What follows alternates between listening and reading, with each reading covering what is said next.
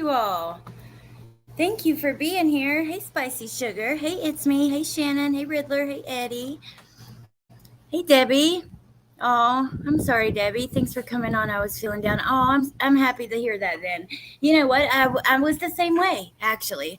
I was almost like, you know what? Maybe I won't even do it today.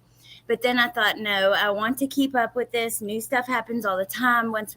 Tomorrow, we're going to be waiting on the verdict. And I didn't want to wait. So, and talking to you guys always makes me feel better too.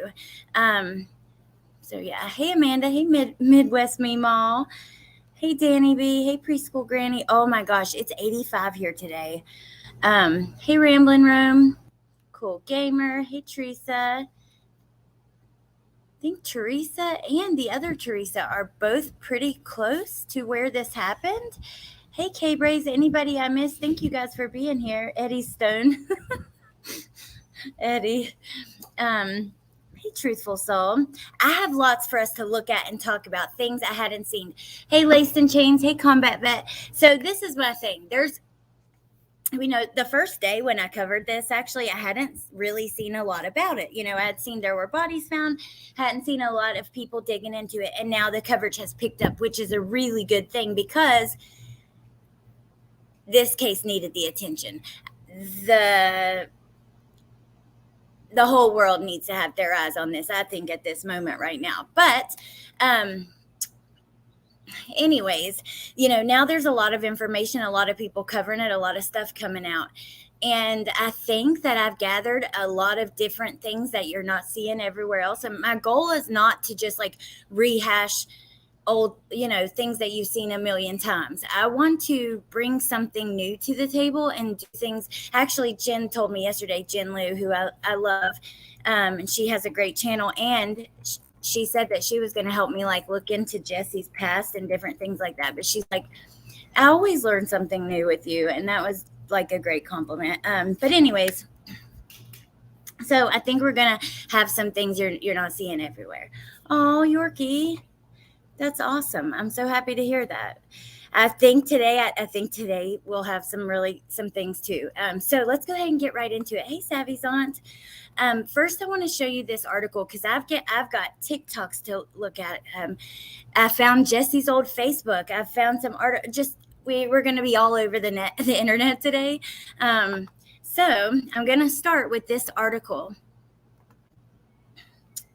This came out last night. And it is in reference to, what we talked about yesterday.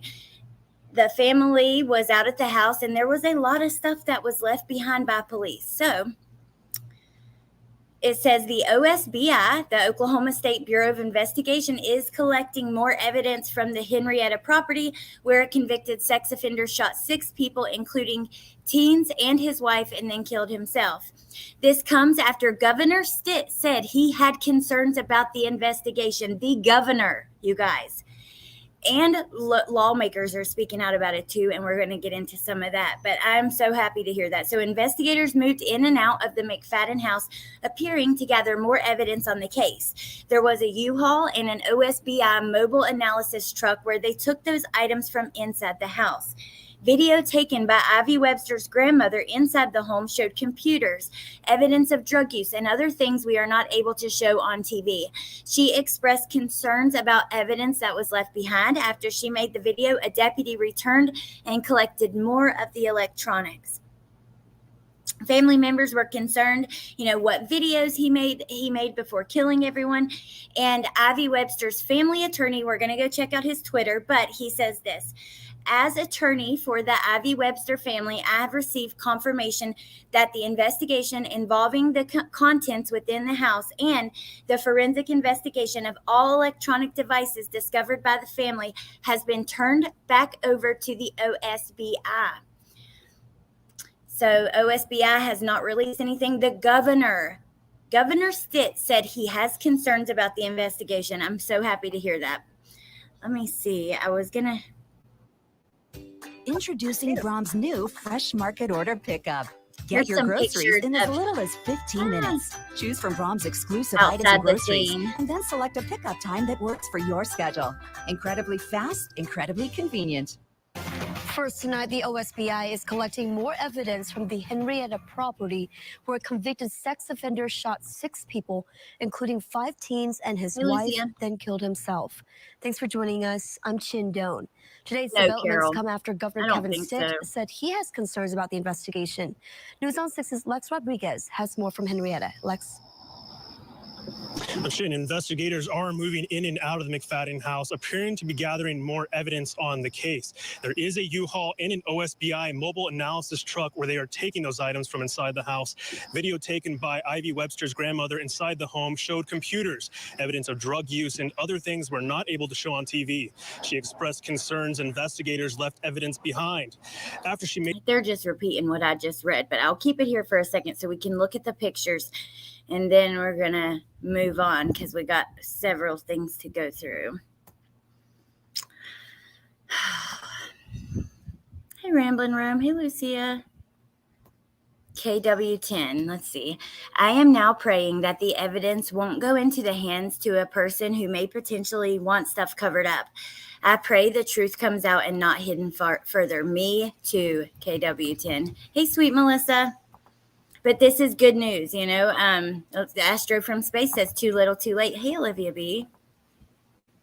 Okay, so now let me switch over to here and let me see. I think we'll start with, all of it's so interesting, so I don't know where to start. We're going to start on TikTok and then we'll come back to the other things. This is the room where... This is someone who went in, let me see. And filmed, and was talking about what they found in the house and stuff. The cell phones were found on the top shelf. Above that were 2 more laptops that were recovered by the sheriff's department. There was drug paraphernalia right here that was recovered by the sheriff's department. There is collars. There is lube. There is paraphernalia.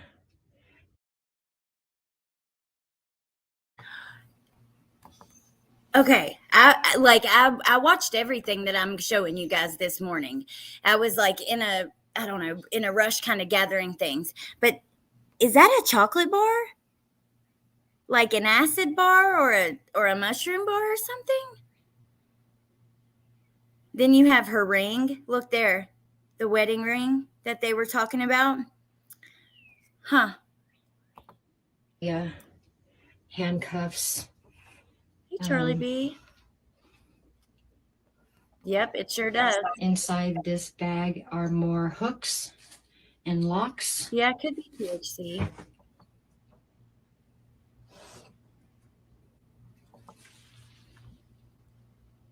Wait a minute. None of this has been gone through. None of this.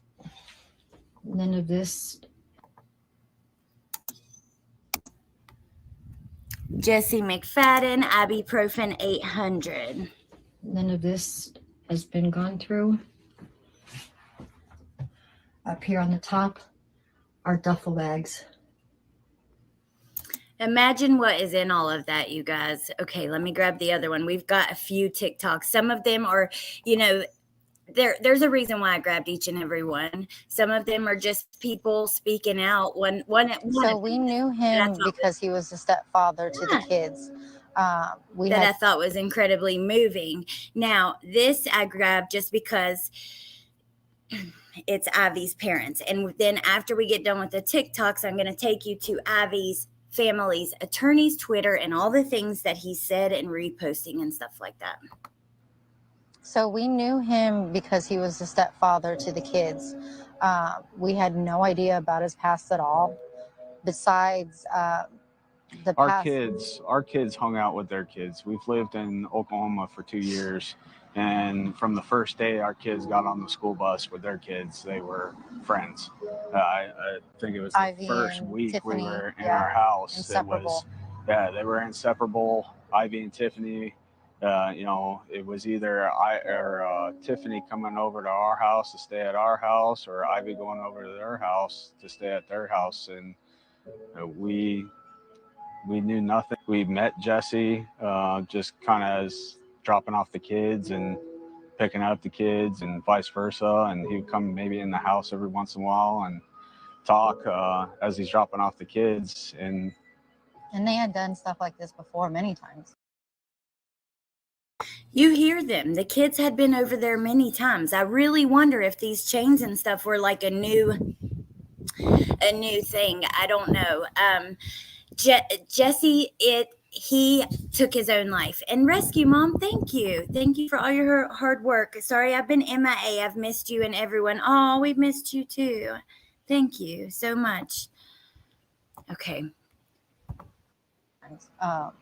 Going to the lake and hanging out. Our son was best friends with Michael, Jesse's stepson, and he had been over to their house many times, and Michael's been to our house as well many times. No, he was. Remember, I told you guys about that yesterday. Their son was also friends with Michael, Holly's son. Just like an oddball, just a little weird, but we didn't think like nothing. I mean, we all have like our weird little quirks. And, I think a lot of the misconstruing is the fact that, he was now a married man to Holly, and he had kids in that house. And why would you suspect? Jesse called me around 5-something in the evening when they were supposed to be home. He said that they were in McAllister still. They weren't getting good service, and the phone kept cutting out. I told them to just keep me updated. And I believe the kids were gone at that point. Oh, she believes that they had already passed away at that point. And Yorkie, I don't know. I'm wondering if the shackles were new. That's the only way I can make sense of it. And Jesse, if you missed my live yesterday, because this is actually my 4th live on the case, because I did one the day after they were discovered. But yesterday it was like the most impactful one, where we go over the footage of the crime scene and what was left behind and that stuff. You don't want to miss that one. Definitely watch that one. But for a brief overview for you guys who hadn't seen it, Brittany and Ivy were reported missing. That's how this case kind of was put out to the masses. These 2 missing teenagers. They went and spent the night at this house with Tiffany, Riley, and Michael. Those are the 3 kids, the mom, Holly, and the stepfather, Jesse. Jesse was a convicted sex offender who was about to go back to jail, was about to go to court for some charges that he actually got while he was in jail, child pornography charges. And he had paid an actress to lie to Holly and say that his past charges weren't exactly as they seemed and that kind of thing. And then, these kids come over and he took all of their lives and his own life. He shot everyone in the head once except Holly. He shot her 3 times. And the family went into the house because they were found outside. But, the landlord is talking about, getting rid of all the stuff in the house. So anyways, the family went out there and found all this evidence that was left behind. I mean, tons of evidence, shackles, drugs, dildos, lube, like all kinds of crazy stuff, and computers, cell phones, even their daughter's cell phone. And in the video that we watched, you hear the dad crying out, "My daughter's story is here. Damn it. Please, she deserves her story to be told." But basically it's on this stuff. And if you don't get it, then it's not going to be told. So that's kind of the rundown. But Tiny Dancer, sorry y'all, but I fully blame Holly as well, because she was supposed to protect her kids and she knew and chose that perv and her selfish wants over her kids' well-being. All right, well, here is Crystal. Crystal is one of Jesse's victims. She begged for him to not be released from jail. And I'm going to let her tell you guys about that. It's just a quick clip. It's sick, and I think it's terrible, and I think the justice system failed everybody completely. In 2003, McFadden was convicted of raping Crystal Strong. McFadden pleaded no contest, took an Alford plea, and was sentenced to 20 years in prison. I was diagnosed with post-traumatic stress disorder. I couldn't keep a normal relationship. I was told I'd never have children. I mean, but obviously that's not the case. I ended up having 4 kids, but he traumatized me pretty bad. McFadden was released on that rape conviction in 2020. However, he was still facing charges from 2017, soliciting a minor and possession of juvenile pornography. Why would you even say, oh, okay, Jesse, it's okay. You can go ahead and, get out. Go be a free man. That shows you he's not changed. Strong says she feels like the justice system failed her and the other victims. Those babies are never going to live their life now because of this. They were absolutely failed.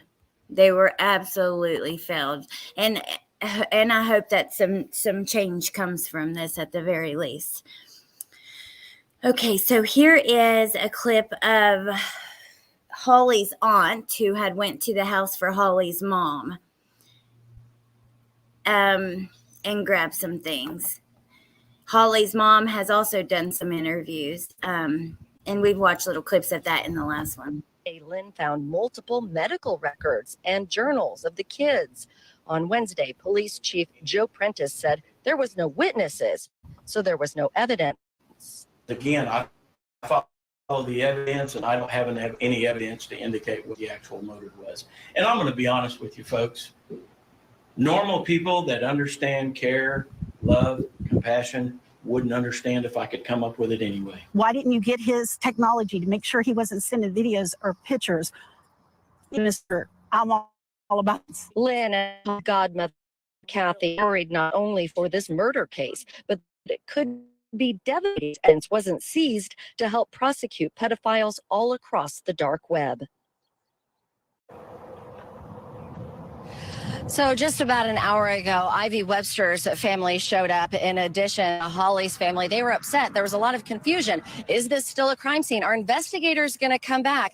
So the sheriff's office came out and did confirm they've released this house back to the landlord. And the landlord has given them 2 days, and he's going to take everything to the dumpster. So they're taking those belongings. We've been trying to get an update on the investigation from the OSBI, who referred us to the police chief. The police chief referred us to the district attorney. I called the district attorney. They didn't call back, but we got a statement just about 20 minutes ago. It's very generic in nature. I believe they're going to put that up on the screen overall, giving thoughts and prayers to the families and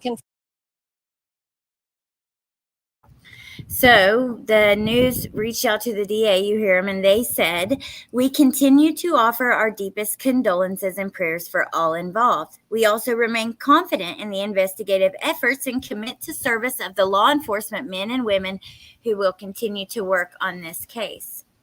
Okay, so now one more TikTok, and then we're going to get into a few other things. But let me go ahead and flip over to this one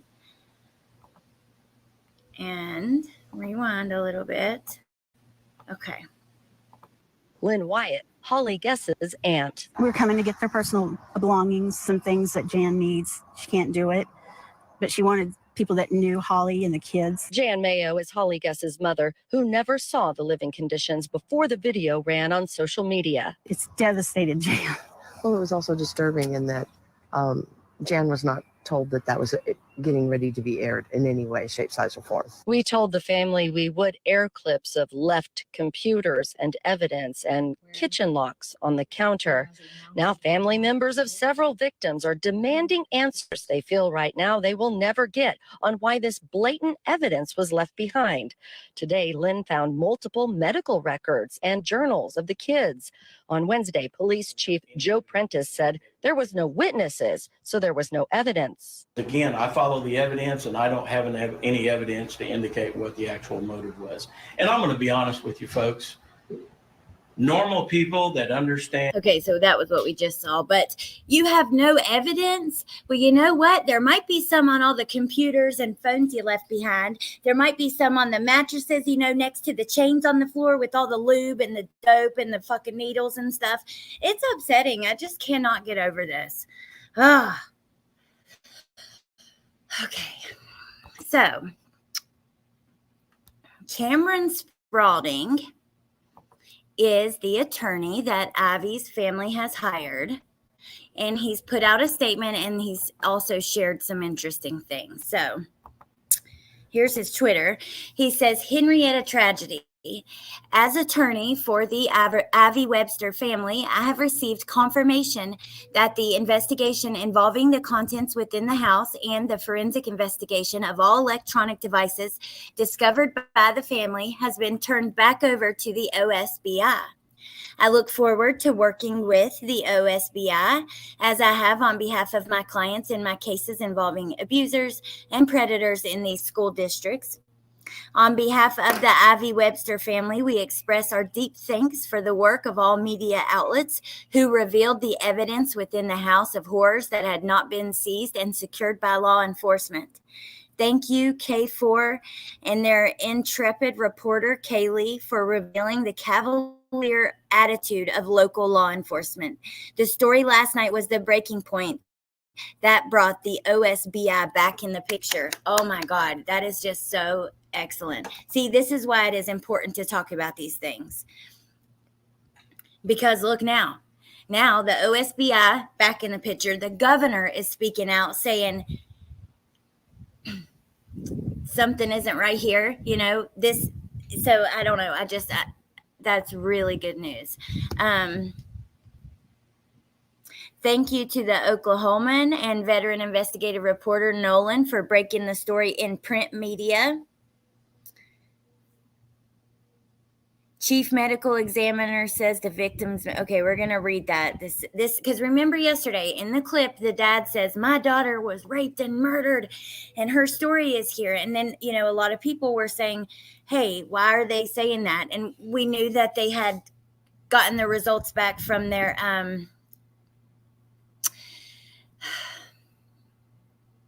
autopsies. We knew the cause of death, so I assumed probably from that, but I wanted to take a look at that. But let's keep reading. I want to thank my clients, Justin Webster, Ashley Webster, and Shannon, in never giving up the fight to assure that all evidence would be preserved to find and protect other victims of sexual predators that had come into contact with this monster via the internet.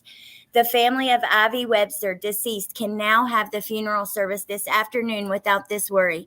My statement a few days ago confirmed their greatest fears, and now we have the necessary movement needed. In closing, my work for this family was, is, and will remain pro bono. This family still needs our help. Please contribute to their GoFundMe. So that's excellent. I'm glad that he's doing it pro bono. Aw. I just love you guys, Christy. I love all you guys so much. And I'm in North Carolina, Eastern North Carolina, like right on the sound. Yeah, he is, Regina. That is so awesome. I'm really happy to hear that. Okay, so let me show you guys. There's the GoFundMe, which maybe I should link in the chat really fast. Here, so you guys can have a look at it. It's just for funeral costs. They've raised $12,000 out of $30,000, and the service was actually yesterday. But I'm going to go ahead and put it in the chat in case any of you guys want to help or something like that. And then let me see. Emily, a close friend of Ivy's grandmother, kind of organized the GoFundMe. Now, let me pull up this from the Oklahoman. Victims of mass slaying in Henrietta may have been raped, family says. Trigger warning. I sometimes feel silly saying that. It's a true crime channel, and I think all of this stuff is pretty graphic, dark, and depressing. But, I know with this kind of stuff, it can be even more so. So, trigger warning. This is like I said, everything we looked at, I had gathered myself, but I hadn't clicked on this link. I just seen it just now and wanted to look at it with you guys. So, I don't know what we're getting into. It says authorities are trying to determine whether some victims of the mass killing blamed on a registered sex offender were sexually assaulted. Oklahoma's chief medical examiner, Dr. Eric Pfeiffer, confirmed Thursday that is under investigation. The victims who lived with him, let's see.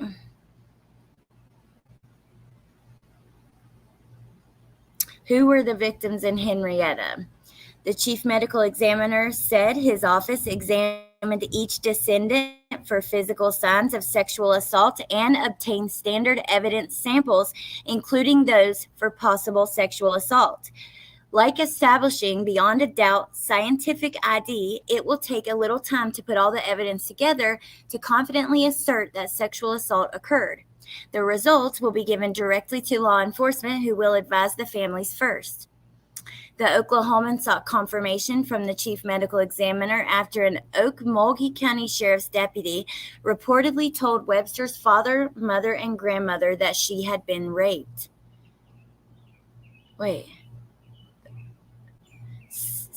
After an Okmulgee County deputy told, so a cop told Ivy's family that she had been raped.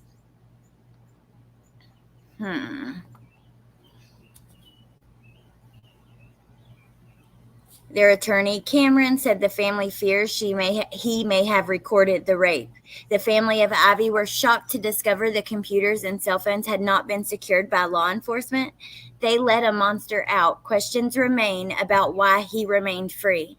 No words can express this family's fear that the sexual assault of their baby girl has been placed on the dark web. We demand that law enforcement seize all electronic devices within this house of horrors and hunt down all predators who witnessed the suffering of Ivy Webster.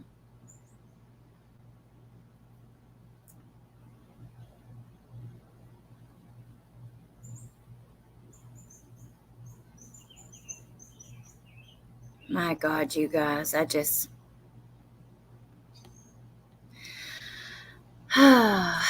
I'm also going to share this GoFundMe for Brittany Brewer in the chat, and then also Holly and her kids. And then we're going to look at some more things that I gathered. I don't know. I'm really wondering about Holly, you guys. I don't know. I mean, when you look at the video, it doesn't appear that this was all just done, right? These chains, like it looks like like it had been there like that for a while, right? But I don't know. Okay, so I want to show you guys what the attorney has shared on their page as well.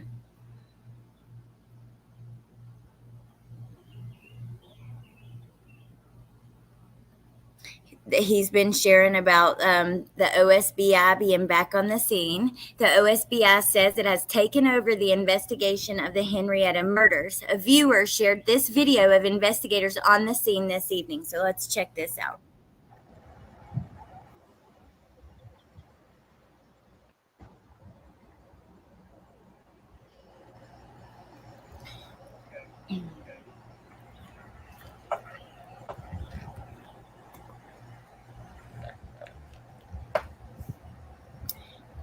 Firefly, not really that I've seen yet. Just the videos, not like still images. You guys, what a nightmare. What an absolute nightmare. Okay, now, let me see.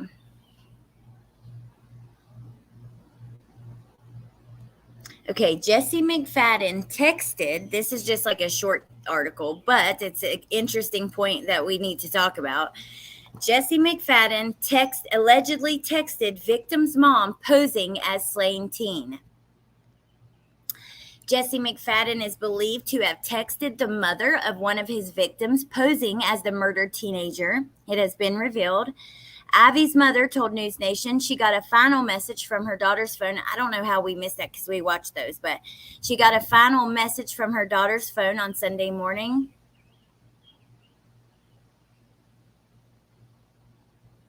So she also got a call from him, right? And he was breaking up. And then, okay, she got a final message from her daughter's phone on Sunday morning, but now thinks McFadden wrote the message pretending to be her daughter. Authorities said on Wednesday, McFadden shot his 6 victims in the head with his wife's gun before staging the grisly scene on his rural property. And I also want to know what that means. Hey, Truth Teller, good to see you. Staging the grisly crime scene. The victims were identified as, when we know that already, Holly, Riley, Michael, Tiffany, Brittany, and Ivy. Let's see. And then they talk about his past victim. Let me see if there's anything under this, though, that we need to see.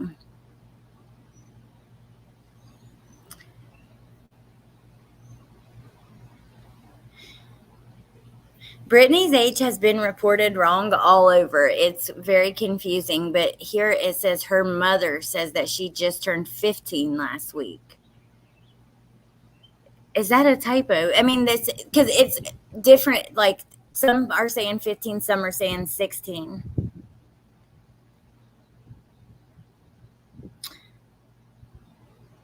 I want to know what staging the scene means. Okay, let me grab our next thing, though, because there's a few more things that I want to show you guys. So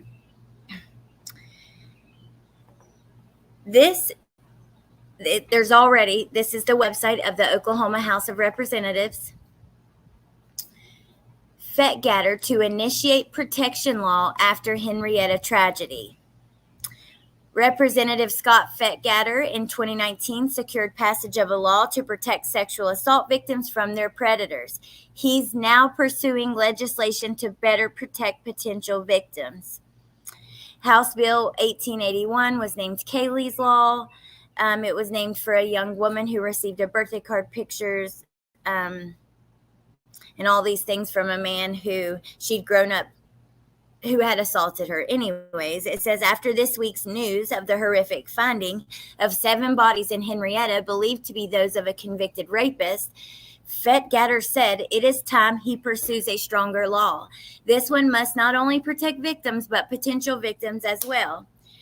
I've moved from the initial grief and overwhelming sorrow I felt on learning the news of this terrible crime. Now I'm angry. I'm furious this man was ever let out of prison with his conviction of rape and new charges of sexually soliciting a minor while he was still in state custody. Fettgatter said even though it is the end of the legislative session, he's planning to file last-minute legislation to better protect the public from sexual perpetrators. Also, Roger Thompson pledged to help. Fettgatter said he's frustrated. I've worked on this issue, and yet we're facing what happened in Henrietta. I want to pass a law that closes any loopholes to keep something like this from happening again.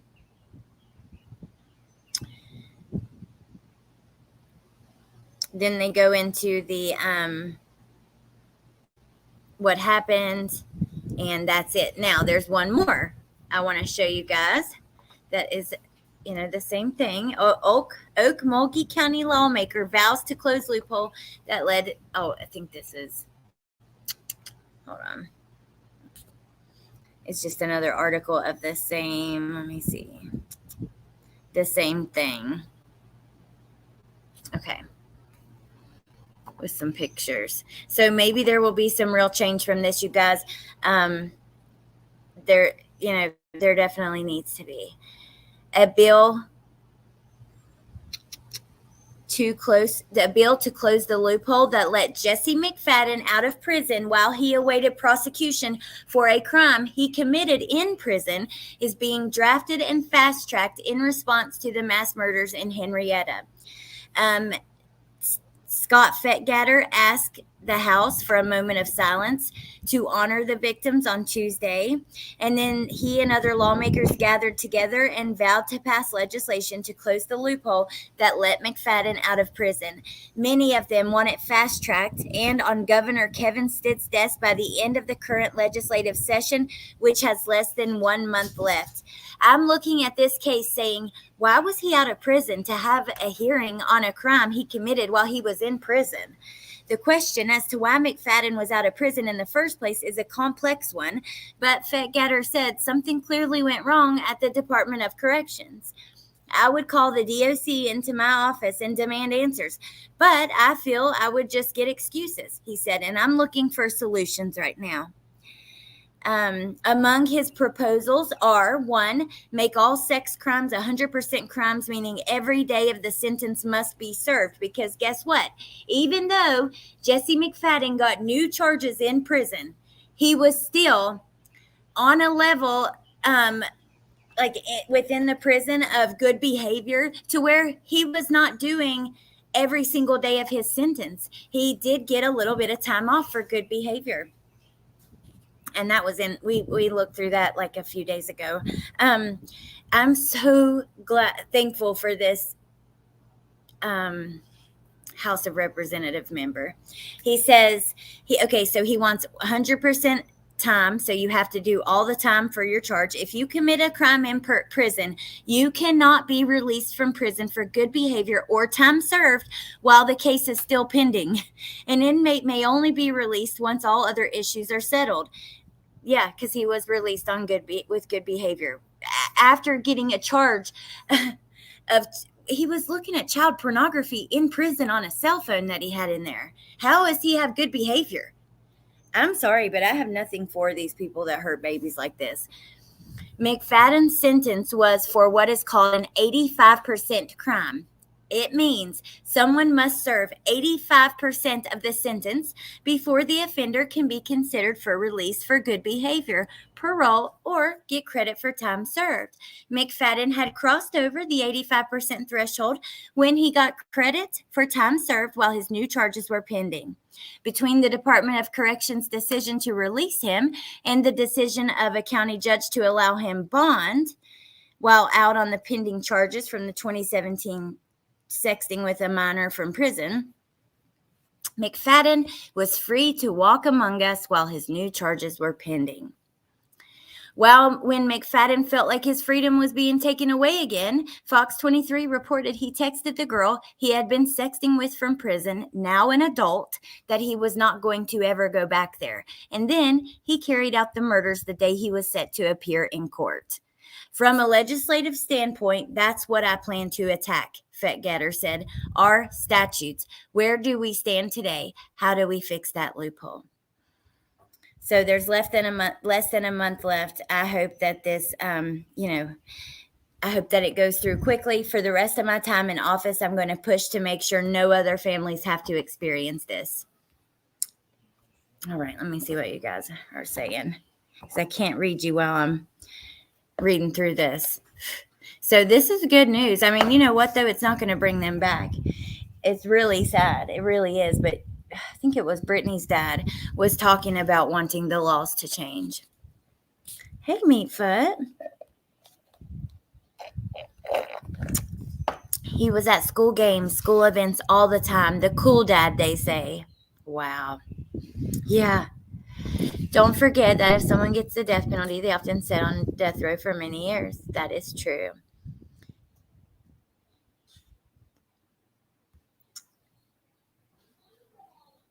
Had no idea he had that charge as well. Yep, Bismo. Oh, Aussie Gardner, thank you. Thank you so much. How on earth could it be considered good behavior when he was, well, he had naked pictures of the minor he was texting, and I don't know, like the way that I assume it, he was looking at those and also maybe sending some too. I don't know the exact details on that. But like I said at the beginning, Jen Lou told me that she wanted to maybe look into his past cases and how he kind of got through and was out walking free. And that would be really interesting. He had to broadcast this weekend, sadly. Oh my God. No, you're not supposed to have a phone in there. Okay, let me see what else I got, you guys, because I think there's a couple more things I was going to show you that I hadn't seen. Oh, here, I found his old Facebook, and you can tell that he was in jail when this was taken, because look, like the picture He's in a jail uniform, you know, and you have like the background, like the fake background, like you get for school pictures. This is on his, he must have been running this Facebook from jail. Seriously. And that is why he's in the jail uniform with the jail background and everything. Well, someone had told me he does have a Facebook because I was looking on here yesterday. And so I started flipping through them and I found this one. Look into the landlord too. Ooh, okay, Midwest Me Mall. Hey, Dawn. Hi, Allie. I've been watching you for a few weeks now. I love your compassion and empathy for victims. I'm hopeful that the laws will change, but I'm just not that optimistic that they will. Thank you, Dawn. That's really sweet. And yeah, I love hearing from people who have been watching but maybe don't talk a lot and stuff. It's really interesting. So thank you for commenting. I think they'll change. I hope they do, and I think they will, but I don't know. You know, I have a little bit more faith in like local government versus national government. You know, getting things done and stuff like that. And to be honest with you, that's who really makes the changes that affect our lives, right? The local government. So, but anyways, here he is in jail. Let's see. That's it. No comments. You know, though, if you've been convicted of a crime like that, you are not supposed to have a Facebook. You're just not.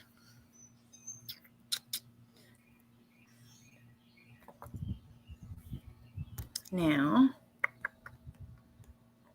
let me see.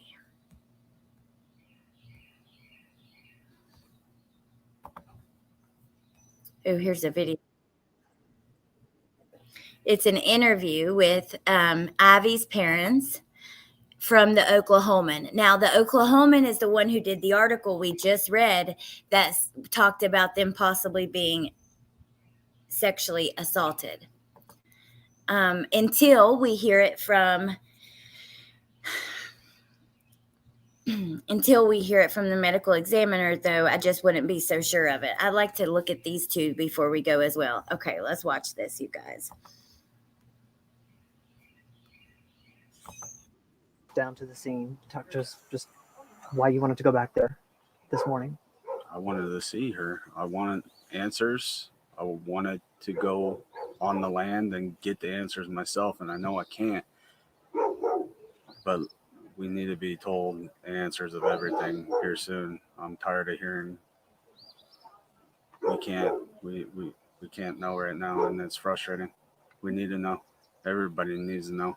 And kind of tell us, you know, this weekend, you know, I know you were contacted, just kind of talk about how the events unfolded and how you learned about everything. Well, she was supposed to be. Before we hear this, because it's important, I really want to hear in full how, from them. I want to answer your comment, Meatfoot. Amanda says, I don't fetish shame. This was not a fetish, though. All the sex stuff should not be around any minor. There was so much more going on in that house. Yeah, I mean, needles. Hell, today we saw a chocolate bar, and I mean, that could be weed, but it could be mushrooms, acid,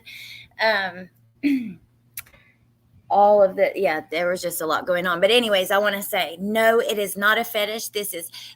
I'm sorry, but you have those minor attracted people. What do they call it? And they're literally trying to say, there's like a whole community trying to convince people that being attracted to kids is no different than being attracted to the same sex, and they should be accepted. I'm telling you, there is a whole community of these people who say they can't help it. And there's no changing it. And it's no different than if you're gay or something like that, because you can't help that either. And they want to be accepted for it. I'm telling you, it's disgusting. Maps, there you go. Yes, absolutely disgusting. Me too, Marcus. Okay, let's listen here. There we go. It's unfolded and how you learned about everything. Well, she was supposed to be home. Now Start that from the beginning. Okay, so Saturday she was going out. They were going to go to the mall and then main event, which they did, and spend the night. And as far as we knew, it was as they've done before. Yeah, Ivy and Brittany were going to Tiffany's, so nothing out of the ordinary. me and Ivy were Snapchatting up until about midnight Saturday night. And then Sunday, I got a message from her, which was a little different, but I didn't think nothing of it. It was, hey, we're going to run to McAllister. We have to go. Jesse's got to work on like the ranch or fence, whatever, which they've gone before. So again, didn't think nothing of it. But usually I get, hey, Mom, is that okay? Or I love you. Didn't get that, but I didn't think much. I said, okay, try. She said, we'll be home by 5. I'm assuming that is the message that she thinks was him. I'm going to let her tell that. I'm just pause. I have to pause for fair use. I know that's annoying. I'm sorry, you guys. I said, okay, if you can a little earlier because, school tomorrow type. Okay, I'll let you know type thing. No, I love you. No, none of that. Then I get a call from Jesse a little while, about 5 or so, saying, oh, yeah, we're still out here in McAllister. The phone was really cutting out. Not getting good service. I said, okay, keep me updated. And that was the last contact. That probably, I believe the girls were already gone at that point. And this is new information that you guys are sharing with us. Yes. They never made it to McAllister. He planned it. And when he sent that text or call or whatever to what's her name, the girl that he made contact with when he planned it all, he said. That is very interesting that he's saying that. And he's talking about making contact with his victim. Was in jail. The reason why he was going to court, or supposed to go to court yesterday, he told her that what's going to happen is going to be all her fault. So he planned it ahead of time. Why do you feel that your daughter was involved in his? I feel the evil in him wanted to get back at the world, and he wanted to hurt the people that he loved most. And our daughter was best friends with Tiffany, his daughter, and they were inseparable. They did everything together, and I think he just wanted to act out at the world and take it. And if you guys missed it, Tiffany's dad did an interview. I think that I played that on my second live about this. A lot of you guys didn't see that one, but his interview, oh my God, it was very touching. He was crying. He said that Riley and Michael were basically like they were his kids too, even though they weren't biologically his. He raised them. He was still in talks with Holly about adopting them, even after she was married to Jesse. Yeah. As many as he possibly can.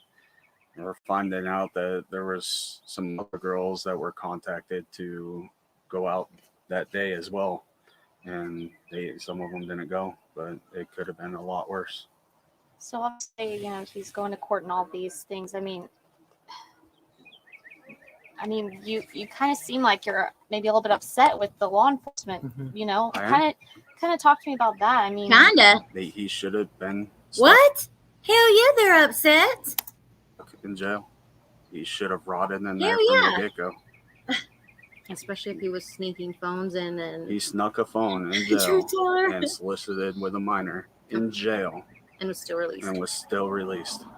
If that's not any proof that he can't be controlled, then I don't know what is. Exactly. And Oklahoma County jail and McAllister and Pittsburgh County, they need to be held accountable. Yes, they do. They do. We need answers of why this monster was released to be able to hurt kids. Yes, they do. I would like to check out this channel, actually. Justin. But I want to, let me just see, because I wanted to see that video that was right there on the side. I hadn't seen that one yet. Okay. This one. Justin, you. All right, so I've been looking for everything my whole life. everything We're we all look putting at, it on, looking in the sorry, mirror. you guys. Everything we look at from now on is new to me too. Like we're watching it together, just to let you guys know. Because the other things I kind of had pre-screened and organized for us, but okay.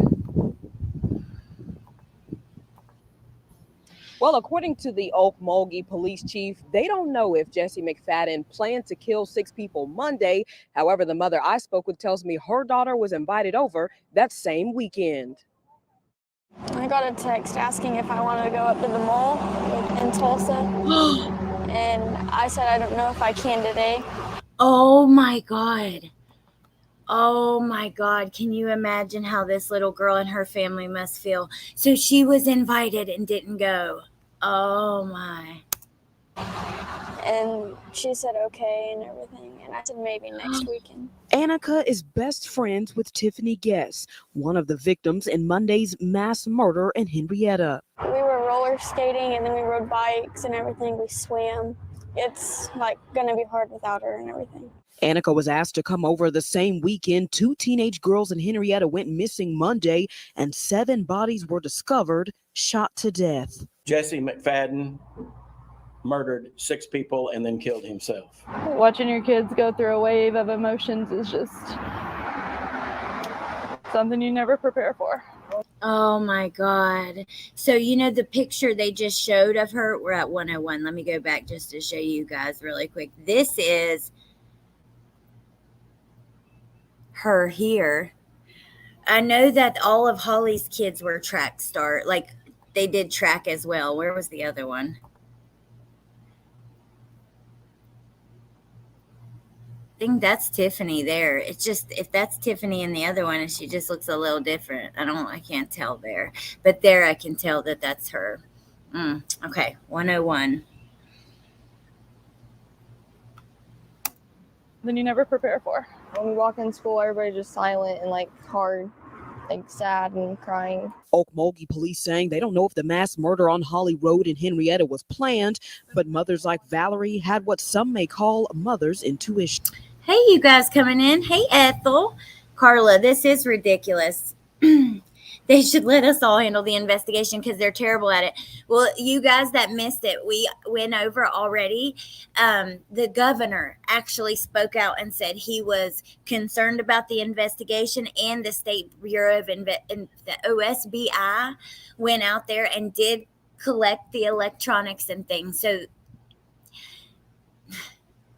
they still, have not done a great job, but that's a little bit better. And there is a lawmaker who's been speaking out and trying to change the laws and close the gap to make it where if you're in jail and you get in trouble for something like he did, you don't get out until that's taken care of. So there are some, some good things happening. That just feels weird to even say. Hey, Nicole. I don't know, Tiff, if mom was involved because, we have her family saying that she was lied to about his past and all of that. But, all those chains, I don't know if the chains were actually visible before. These kids this wasn't the first time that the kids came and spent the night over there, so. Yes, Amanda, that was Ivy's phone, one of them at least, because that's her dad. And he's like, there's her phone. He used my daughter's phone. Yes, maps. Minor attracted people or something. You can do like a YouTube or a TikTok search of it and you'll see what I mean. Okay. So this little girl was invited to go with them. She was good friends with Tiffany, at least, because we saw pictures with Tip.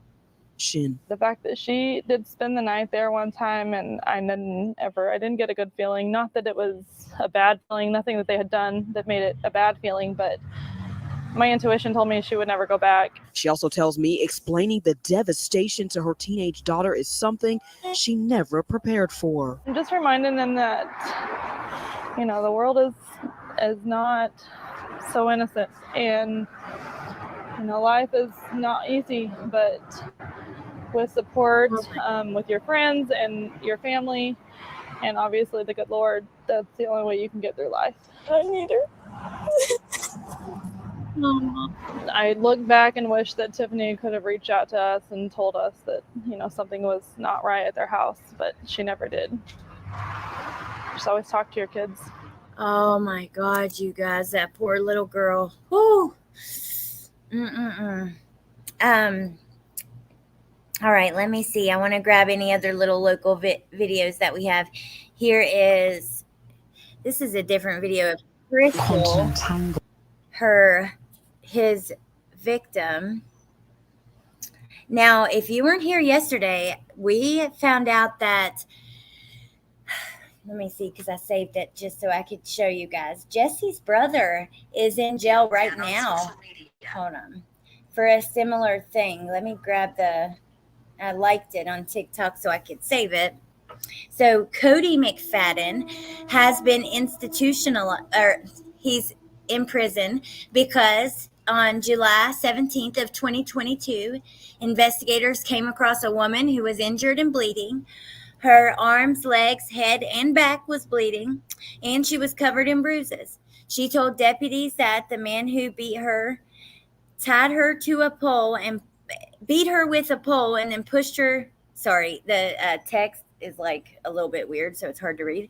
And pushed her into a dog cage. He then used pepper spray on her and jumper cables to shock her, and then struck her in the head with an axe.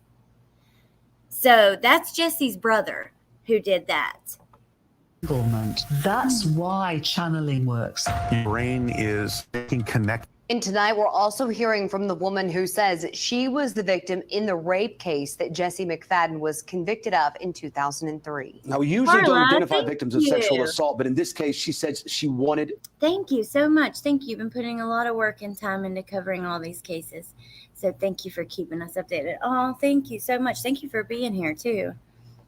So the girls have been there before. Yep. And they didn't tell anybody about the chains and the drugs and stuff. That makes me wonder, because a lot of kids had been there before. Even that girl that we just watched that was invited and didn't go this weekend, she could have been one of his victims.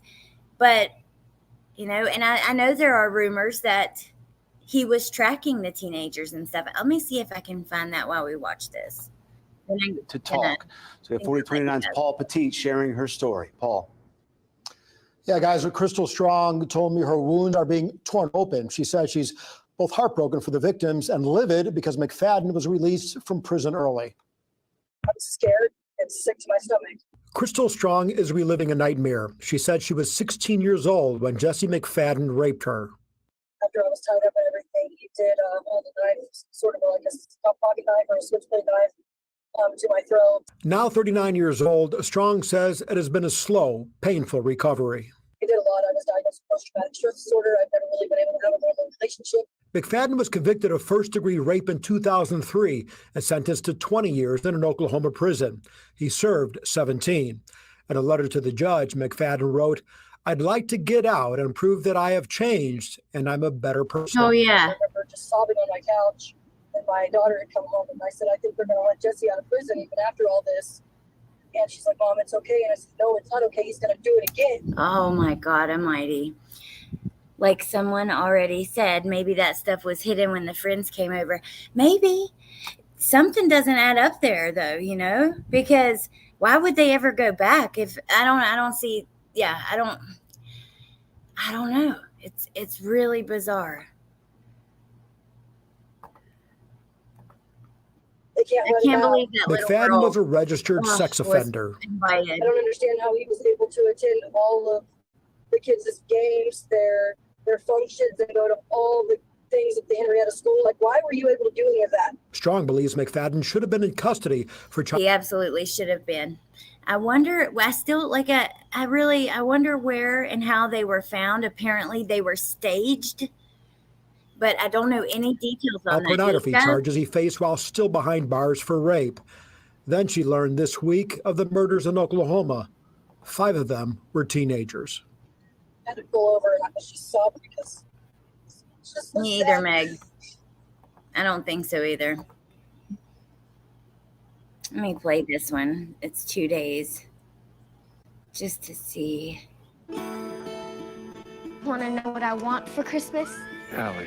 I want to ride Belle. Well, we begin with that tragic breaking news. 7 bodies found at a home in Henrietta. Investigators were led to the home while searching for Ivy Webster and Brittany Brewer. The 2 teens were thought to be with convicted felon Jesse McFadden. He was supposed to be in court this morning on child porn charges. News 4's Kai Torque is live in Henrietta this evening, where state agents are now taking over that investigation. Kai Tor, update us. So this is obviously a very dark and disturbing day for the community of Henrietta, with this shocking news of 7 bodies being found on this rural property that you can see Seems behind like me. a pretty big property too, you know. This is the closest that we can get because law enforcement have taped it off with the yellow tape that you see there. They've also created a barrier on the road blocking all entrances to the home. But when we first got here, we did take some time to look onto the property. And from what we're seeing, law enforcement are actively investigating inside the home. Thank you, Amanda. I love you too, and thank you so much. On the property and everything surrounding it. Now, giving you a recap of what we've been learning from the Okmulgee County Sheriff, they say 7 bodies were found here today on this property just a few miles east of central Henrietta on Holly Road. They say that they came here to execute a search. Okay, sorry. I just want to get every angle we can of how this looks. Yes, Pepper. It actually said, it was quoted, the word staging was after staging the bodies. Then he took his own life, and that was like in quotation. So I don't know what exactly does that mean, you know? Warrant around 3 p.m. and that's when they found these bodies. Now, 2 of those 7 bodies are believed to be 14-year-old Ivy Webster and 16-year-old Brittany Brewer, who have been missing since about 1:30 this morning. But the medical examiner says that they are actively working to confirm the identity of all the bodies found here today. The 2 missing girls were believed to be with James McFadden when they disappeared. McFadden being a registered sex offender who has been convicted of a rape conviction in the past. We're told by authorities that this scene, this property right here, is that of McFadden's. Now, there are a lot of law enforcement here on the scene. They're going to be actively investigating, I'm sure, for many more hours. We're told that OSBI has now taken the lead on this investigation, but any updates that occur from now to the rest of the night, we'll give it to you live here in Henrietta. Kaitor K, Oklahoma's News 4. All right, and if we can, let's go ahead and show folks, Kaitor, what the sheriff told us earlier. Approximately at 1500 hours, we arrived out here with a search warrant. We searched the property and we've located 7 bodies that we are in the process of trying to DME to be able to confirm identities of these individuals that were found. We believe that there's no other threat to the community, and we will notify if we believe that anything else has changed that. Stay alert, America.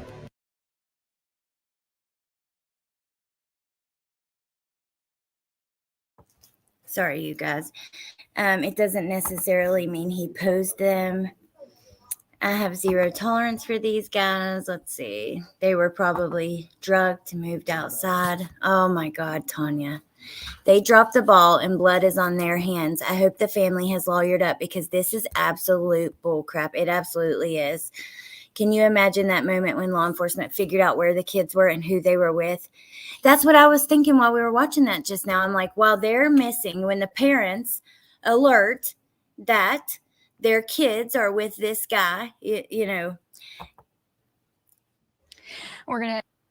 And police find out his record and stuff. Like, I don't know. Okay, here's another. Here, I'm going to show you guys this. This is Brittany's dad.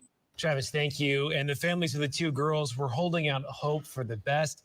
But of course, now their worst nightmare has come true. Our team coverage continues this afternoon with Caitlin Deggs. Caitlin, you spoke to Brittany Brewer's father. What do you know? Well, Tatum, Brittany Brewer's father is devastated. She was found dead along with her friend, 14-year-old Webster. They were found dead along with McFadden and several others.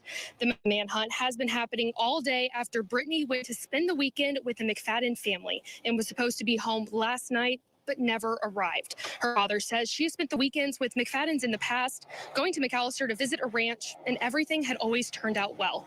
He's still processing the news that his little girl is never So coming if home. this guy was like hurting these kids, you know, maybe he was. I wouldn't be surprised if he was treating the kids that he lived with differently than their friends. But if he was hurting their friends, why would they come back? You know? Brittany was an outgoing person. She's actually was selected to be Miss Henrietta in the coming up in July for the Ms. National Miss pageant in Tulsa, and now she ain't gonna make it because she's dead. Oh my God. She's gone. And Jesse McFadden was supposed to stand trial today in Muskogee County, where he was charged in 2017 sexual communication with a teenage girl while he was in prison at the time. Live in Henrietta. Hold on, I Caitlin want Dykes, to find that Oklahoma whole 7, News interview, on you 6. guys. Just a second. Let me go over to Twitter because I had searched to show you guys, but I'll just really quickly.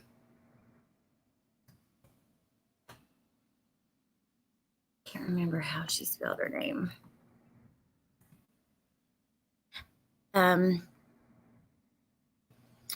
Okay. Father reacts.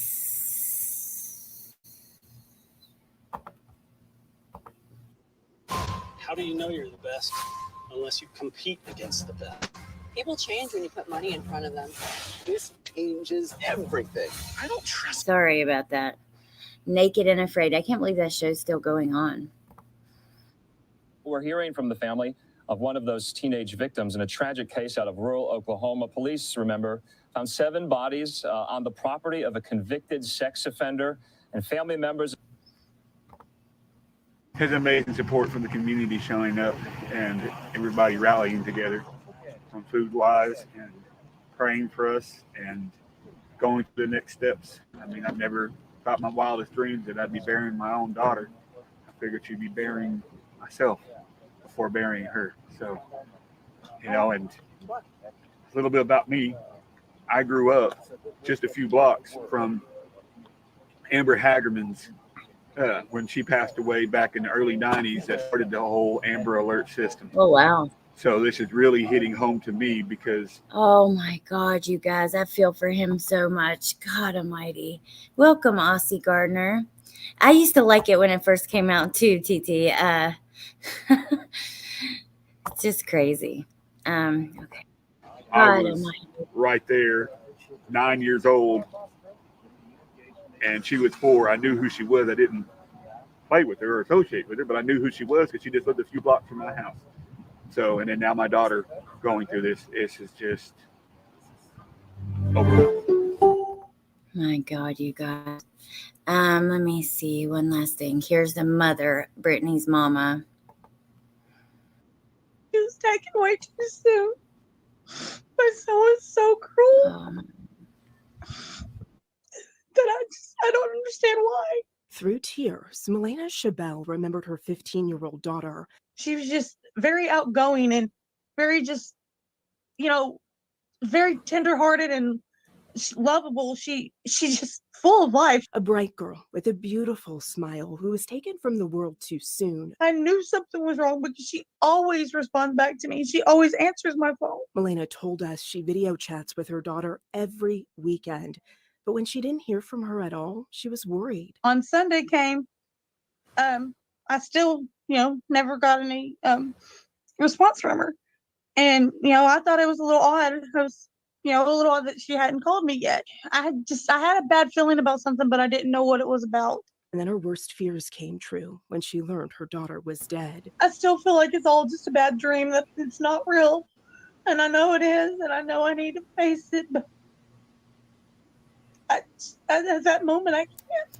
Oh my God, you guys. Milena says even though she lives in Texas, Brittany, her little girl, was her best friend. We had an amazing time. She called me all the time.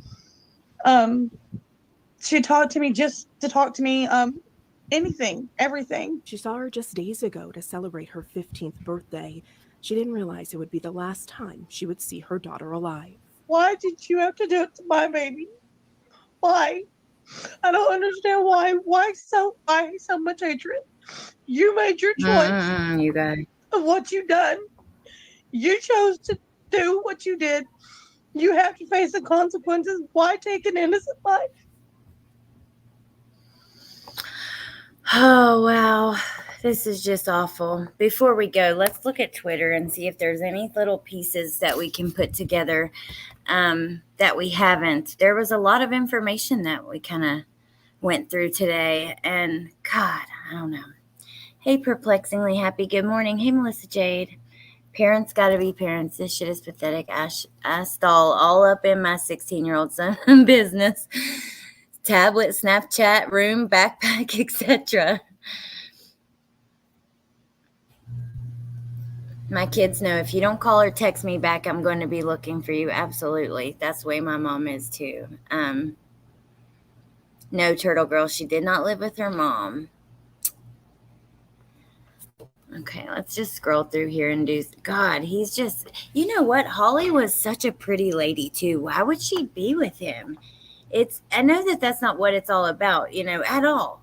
But it just, I don't get it. I do not get it. Jennifer Coffin-Daffer says, too many released who go on to murder. Our system is broken. Yeah, it is.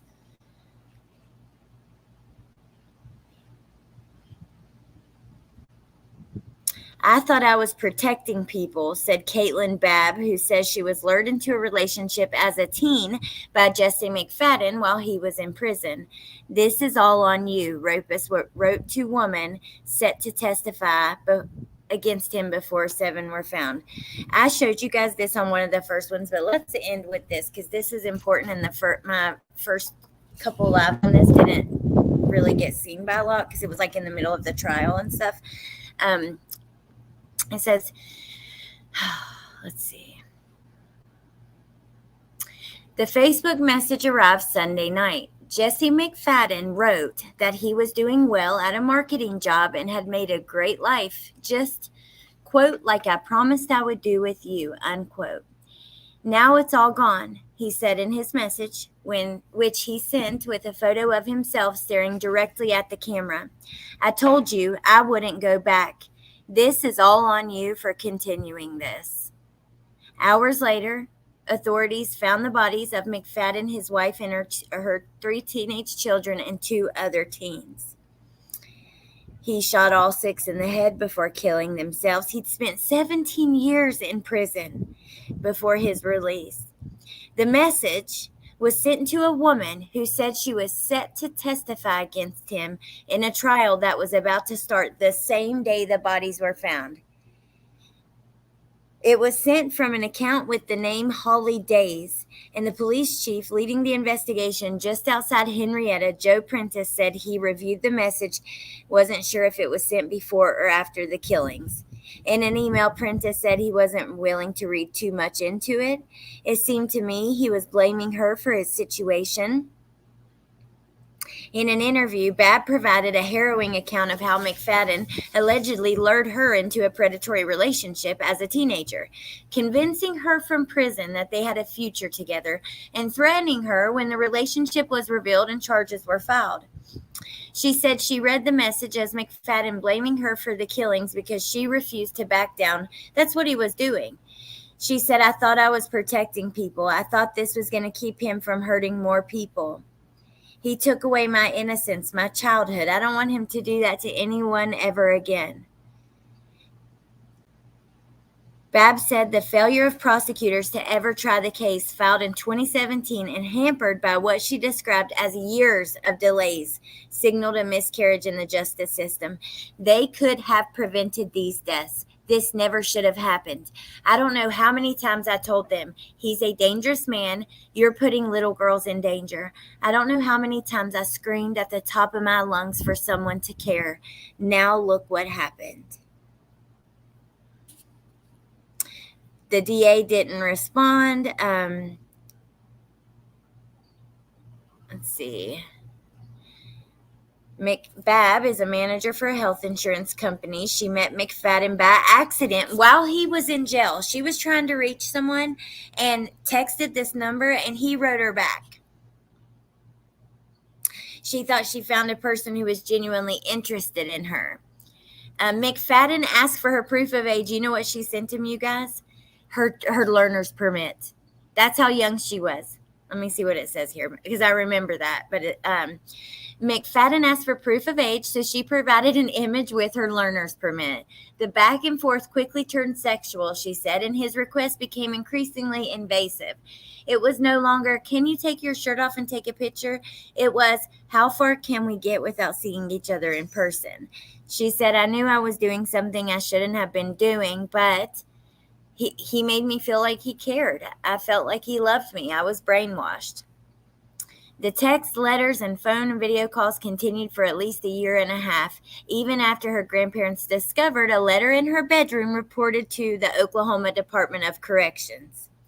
Bab's grandmother said McFadden had addressed it to a P.O. box that Bab said he'd ask her to open. McFadden signed the note as Bab's husband. She was like a 15-year-old, or had a learner's permit. He was calling himself her husband. He literally, this is how predators are, and this is scary. Your kid can accidentally message someone who's sitting in prison for sexually assaulting people and underage people at that, and he can still, I can't believe it, you guys. It's mind-blowing. It is absolutely mind-blowing that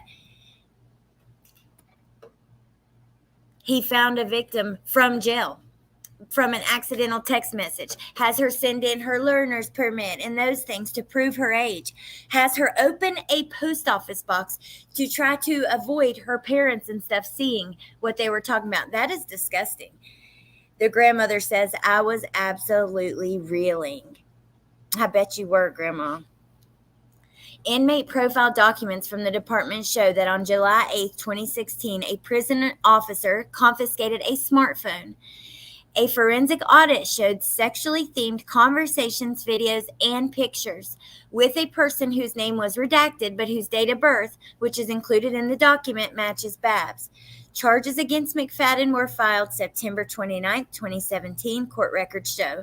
A lawyer for McFadden has not responded to multiple requests for comment.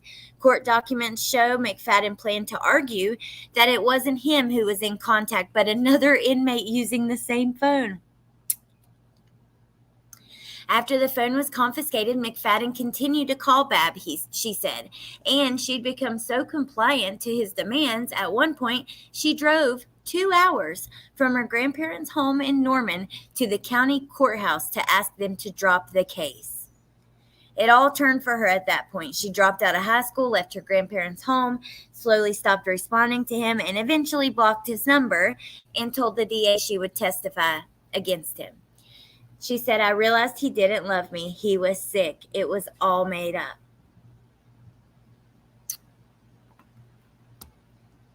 Let's see. We'll finish this up. Ready to testify. On Sunday night, Bab was preparing to travel to Oklahoma the next day for her long-awaited day in court. She hadn't spoken to McFadden in years when she noticed a Facebook message request around 8 p.m. Initially, she was confused about what his message meant. Perhaps he'd lost his job and was blaming her for it. She recalled thinking. The message also suggested that he must really not care anymore because contacting her was a violation of the terms of his bail. She said she didn't respond. She took a screenshot, sent it to the DA. The next day, she got a call from the prosecutor alerting her another delay in the case. McFadden's lawyer asked for a continuance over an issue related to McFadden's phone. A half hour later, Bab said, the prosecutor called and told her of a missing persons notice about McFadden, Brittany Brewer, and Ivy Webster. Bab said she immediately packed a bag and rented an Airbnb 45 minutes away. I was terrified he was coming for me, she said. Can you imagine? In the days since the bodies were discovered, she said she's experienced guilt, anger, frustration, grief, to her grandma seen something else through the shame and humiliation that she said her granddaughter has been grappling with for years. She's wanting to be heard, Grandma said. She's resilient and she would not back down from this, and I am so proud of her. So let me show you guys the text he sent again. He sends this picture of himself Look at him. And this Facebook account actually, okay, because we're about to end, but I'm going to pull up that Facebook account before we end. Hey, Zena. And yes, I agree. Sorry, you guys. I can't read the comments while we're reading stuff. You just only see like the screen that you're looking at.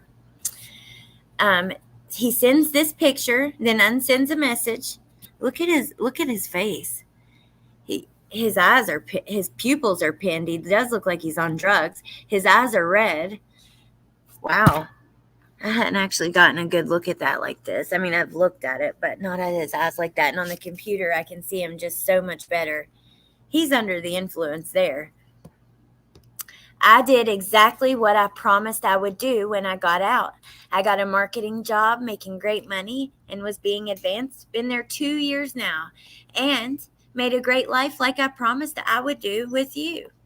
Now it's all gone. I told you I wouldn't go back, meaning to prison. Now it's all gone. I told you I wouldn't go back. This is all on you for continuing this. And that was, does it say? Let me see if she said exactly what time.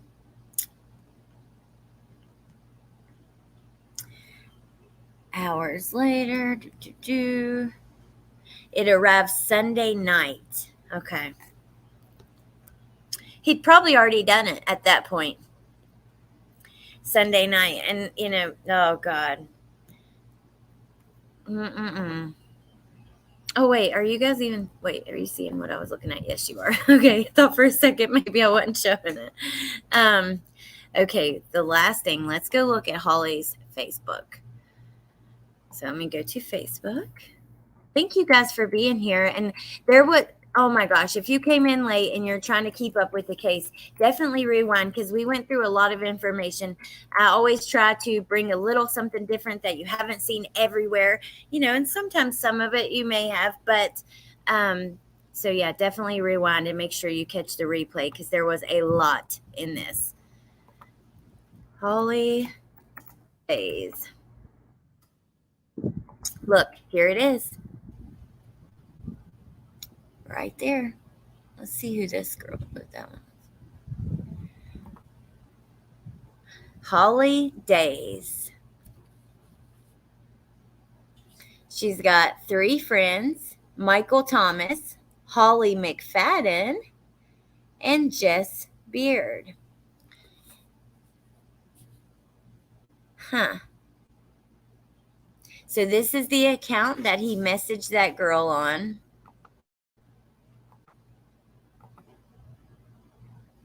Really got no other information on it. Let's see. Well, he's liked Justice for Fleener. Oh, wow. He liked A Witch Way, a witchy subscription box. That's interesting because if you remember in the video that the family found, or when the family was in there looking at all the stuff the police left behind, there were books about witchcraft. So he was doing my God. So what's that? Art and then some kind of Justice for Fleener. Not quite sure what that is. I'm actually not going to not click on it. I think that we have to see what it is. Oh, shoot. What happened? Okay. Public figure. He was wrong. Okay. It's a person who's been wrongfully convicted. That makes sense. Now, before we leave, we're going to go and look at Holly's other Facebook. Okay. So you know what? This is Riley. This is Tiffany. This is Michael. Tiffany in this picture looks like that picture with the little girl who was invited over. I can't believe, I'm still mind blown. There was another kid invited who didn't go. Okay, Teresa, awesome. Yeah. Yes, K-Love, he did. He took his own life after. Her business Facebook. The family was gone, not the girls, I think. Oh, thank you, Natasha, for being here. I hope that poor girl doesn't blame herself. I know. That's what I was thinking. There's a whole lot of blame to go around here, but she did nothing wrong. What's your sign? I couldn't agree more. Hey, Cursed Queenie, watching from Germany. That's really cool. My grandma is actually from Germany. She met my grandfather over there in World War II. She was like engaged to another soldier and then like left him for my grandpa, which is really kind of spicy. But yeah, she moved over here. She just passed away a couple years ago, but she was great. She always got a kick out of her cussing in German. She'd be like, "Oh, scheiß." I'm sorry, but if you're a sex offender and you're attracted to little kids, I just don't see the purpose of you being here at all. That's just where I'm at. I know that's like probably sounds pretty harsh, but no, fuck it. I just don't think that there's any purpose for you in society at all. Hey, Yvette. Yes, Regina. There was, in one of the videos we watched today, there was a little girl who had been to the house before for a slumber party. And she was invited this weekend, but she wasn't able to go. And she was distraught. 10 girls missing in that county in the last 6 months. Are they still missing, Astro? Because I know you're pretty educated on this case. Hey, addicted to art and crime. Yep, they cannot be rehabbed. Yeah, if that's the mission, you guys. Yep, I totally agree. The landowner. Huh. Okay, let's look at these pictures really quick, and then I'll let you guys go. So they're mainly just posts to her kids for their birthday. Here's Holly telling happy 13th birthday to Tiffany. I'm so proud of you. And then a couple pictures of Tiffany.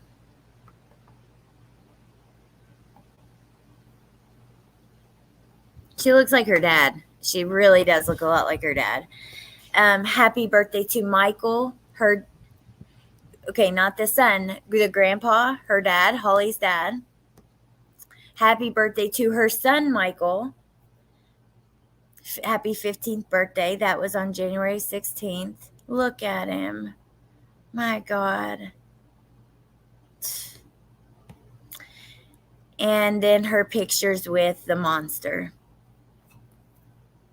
Loves this picture. Beautiful picture. What? Yeah, she's a beautiful lady, but gross. And then here, let me show you guys her pictures. I just don't even see what she saw in him.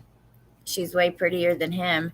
And I'm very curious, the thing is that we can't sit here and go, Mom had to know because of the chains. Because wouldn't that mean all the teenagers who had spent the night there multiple times would have known too because of the chains and stuff? So I don't want to say that for sure that she knew. I want to know, but right now she's a victim. So I think that's, I'll keep it that way until we know more. Because you can never take that back. People get on here on the internet, just like with Kylie Rodney. Think about it. People were blaming all these young kids. That will never go away. That's always out there. Or with Idaho and Hoodie Guy and, all of that. I just think it's really important not to do that. Because you know what? A lot of times we're dead wrong, period. That's just the truth. So I'm not going to do that. But I would like to know, it is suspicious. The parents seem to think that she knew something when they're searching the house. You hear, them say, Mom too. That he says something like he's a freak. And then the other guy's like, Mom too. So we'll have to wait and see.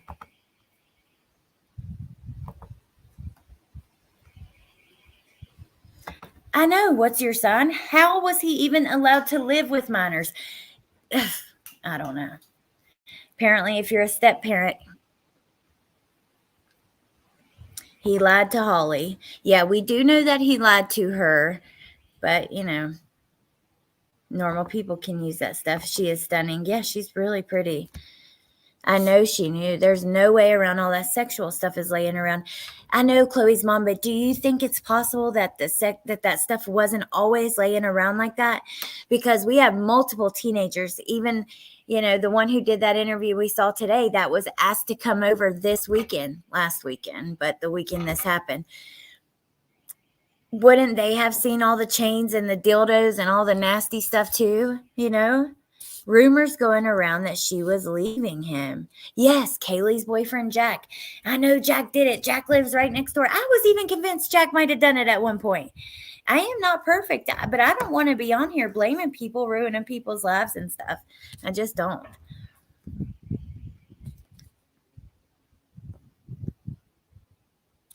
Maybe they like tying each other up. Tiffany's dad said she did a background check and there was nothing. Well, he said that they do background checks, but there has been a woman that's came forward and said that she was paid by Jesse to act like the details of his case were wrong.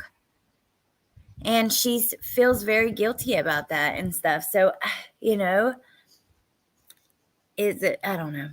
Teresa, it's on the bottom. If you look right here on this blue banner going across, it's right here. It's a tie-dye email. Like tie-dye. Yep, his former cellmate did, Crafty Chris. You're right. His former cellmate says that former cellmates of Jesse used to date and talk to Holly a little bit, or at least talk to her. He was talking to her and found out they got married. So he looks him up and sees that he's not on the SO list, and he notified police. Not only that, his other victims had tried to get him not to be released. There were a few people that had spoken out about him, but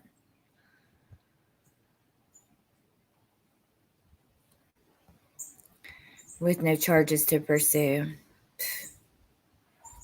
Well, I don't know. I guess we'll see. Yeah, absolutely heavy metal rehab. I agree with you. But normal adults don't leave it out like around kids and stuff like that. Thank you, Yorkie. The man who was in his cell said that she met him while he was in jail. He also said he wasn't on the Yep. Yeah, he did say they met while they were in jail. It's weird. Why are you writing inmates? Some women love inmates. They never have to wonder where they are. Wow.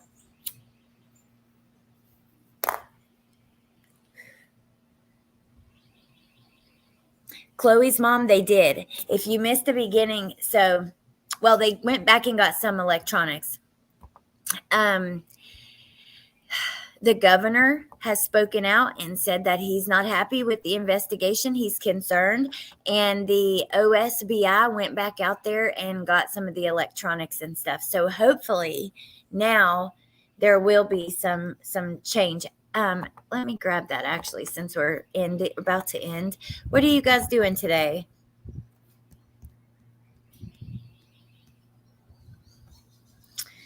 Okay, here we have OSBI returns to McFadden's home in Henrietta. The OSBI is collecting more evidence, including more evidence. Okay, where 6 people were killed, including teens and his wife and himself. This comes after Governor Stitt said he has concerns about the investigation. Investigators moved in and out of the McFadden house, appearing to gather more evidence on the case. They brought a U-Haul and an OSBI mobile and analysis truck when they took these items. Video of inside the home from Ivy's grandma showed the computers and drug use and other things, and she expressed concerns investigators left stuff behind. After she made the video, a deputy returned to the house and collected more electronics. Family members expressed concern there could be graphic videos that Jesse made before killing everyone. On Saturday, Ivy's family issued this statement, and as an attorney for the Ivy Webster family, I have received confirmation that the investigation involving the contents within the house and the forensic investigation of all electronic devices discovered by the family has been turned back over to the OSBI. So You know, that's a good thing. That's like why it's important that we talk about this stuff.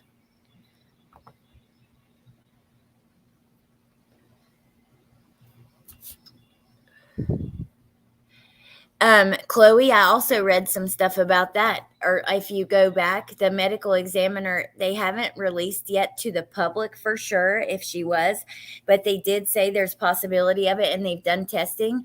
And yeah, Dad did say that. I don't think he got the phone because I think the investigators took it. Hanging out at home with baby girl. That sounds perfect, Kate. That's the best kind of day. That's what I'm going to do. Maybe her choices in men were lacking. Well, it seems like the last one, you know, wanted to be, oh, I didn't see it, Kate, wanted to be a dad to these kids. So, I don't know. Any estate money of any kind should go to the victims. I doubt there is anything but debt. Me too, Chloe's mom.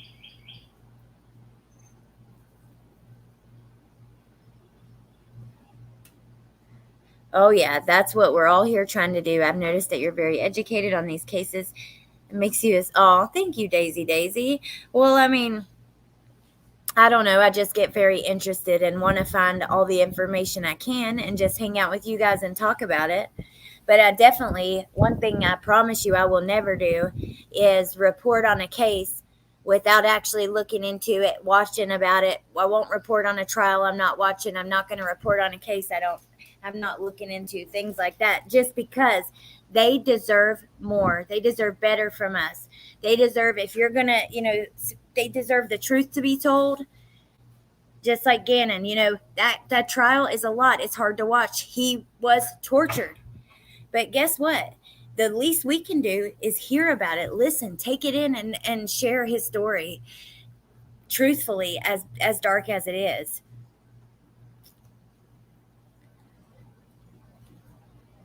So much more to come. He's been doing this for years. Sweet insanity. God, I hope not. God, I hope not, but I have a feeling.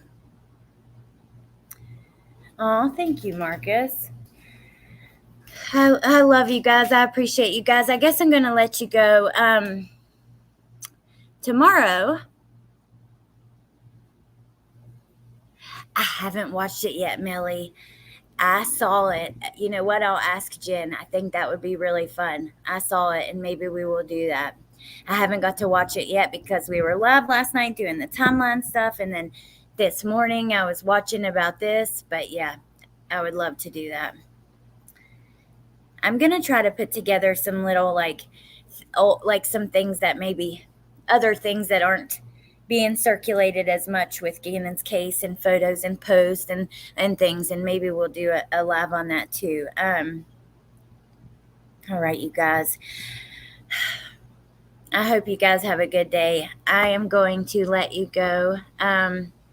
Holly, I couldn't answer that truthfully because I don't remember exactly when it said he was released. I'm sure it said in something that we watched, but, you know, it's weird because things like this you can watch multiple times and you'll learn new things every time. So, all right, you guys, I love you. I appreciate you. I hope you guys have a great day. I will see you tomorrow. Maybe we'll have a freaking verdict. I hope so. Yeah, and I will definitely talk to Jen about us doing some commentary about Letitia's high school acquaintance, right? Speaking out. All right, you guys, thank you for being here. Have a good day, and I'll talk to you soon. Bye.